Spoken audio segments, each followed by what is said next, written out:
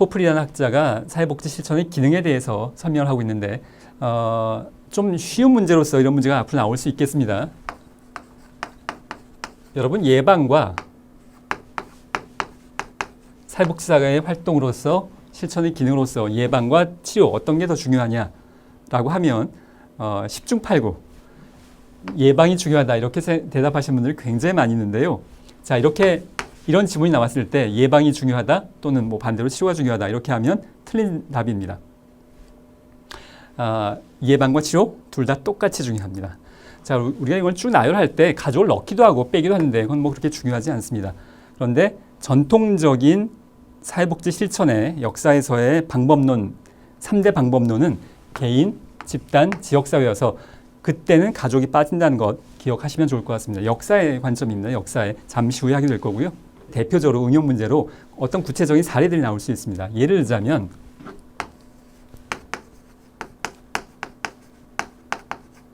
장애인 의무 고용제도. 지금 우리나라 현행법상 이제 50인 이상의 기업체 또는 공공기관에서는 정부기관을 포함해서요. 장애인을 3% 이상 이게 뭐 몇 년마다 이게 점점 올라가기 때문에 지금 여기서 수치를 말씀드리긴 그렇습니다만 한 3% 정도의 장애인을 의무 고용하는 것이 우리나라의 현행 사회 제도인 건데요. 이것이 법이 만들어진 이후로 지금까지 달성된 적은 한 번도 없습니다. 항상 이 기준보다 미달해 왔어요. 법은 만들어놨지만 현실에서 충족되고 적용되고 있지 못하다라는 겁니다. 기업체들이 볼 때 장애인 고용하지 말고 여기 관련된 장애인 고용 부담금 그냥 돈으로 떼우고 말지 뭐 장애인을 고용해. 목표했던 제도가 현실에서 충족되고 있지 않은, 실현되고 있지 않은 건데요. 그래서 실천에서도 제도를 만드는 건 우리 실천은 아닙니다.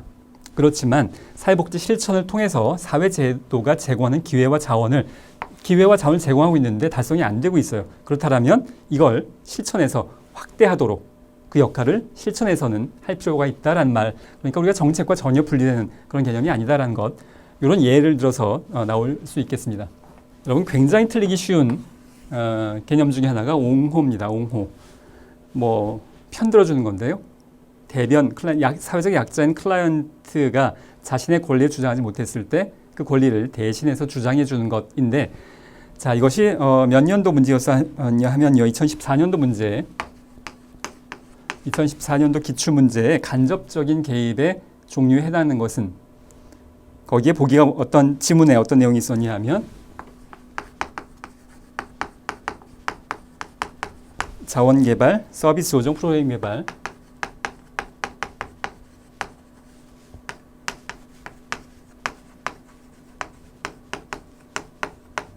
그리고 옹호가 이렇게 네 가지가 있었고요. 이게 기억, 니은, 디귿, 리을. 자, 그래서 이거 네 가지 중에 간접적 서비스, 간접적 개입, 간접적 실천이 무엇인가라는 거였는데요. 많은 학생들이 기억, 니은, 디귿까지만 고르고 리을 빼놓고 옹호는 클라이언트에 대한 거니까 이건 직접인 거 아닌가. 정답은 기억, 니은, 디귿, 리을. 전부 다 간접적인 실천에 해당이 됩니다. 자, 이게 왜 간접이냐? 이걸 이제 많은 학생분들이 잘 정확하게 이해 못 하시는 경우가 있어서 좀 설명을 더 드리자면,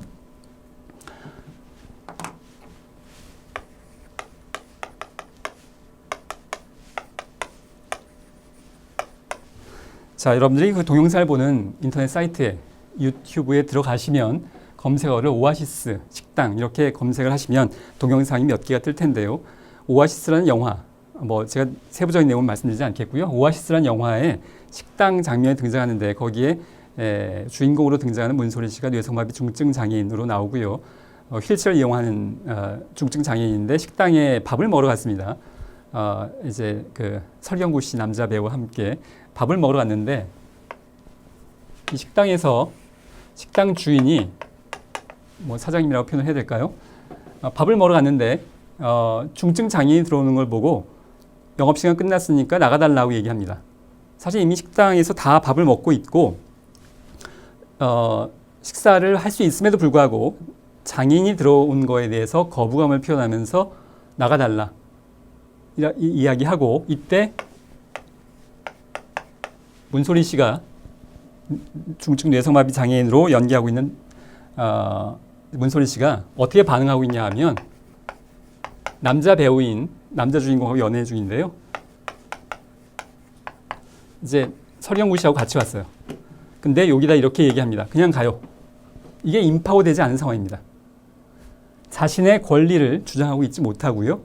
식당에서 밥을 먹을 수 있는 권한을 지금 파워가 없는 셈이죠.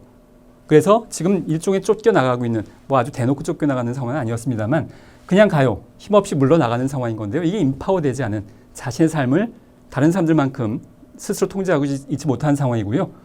이 상황에서 여러분들이 만약에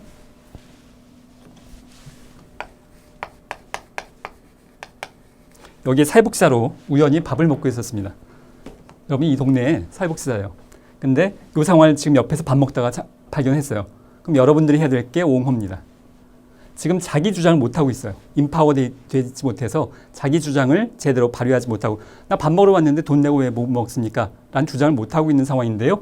그래서 대신해서 대변 주장해 주는 게 옹호활동인데 이 옹호활동, 이 클라이언트를 위해서 옹호활동을 하는 거지만 이 옹호의 방향은 어디냐 하면 여기가 아니고요.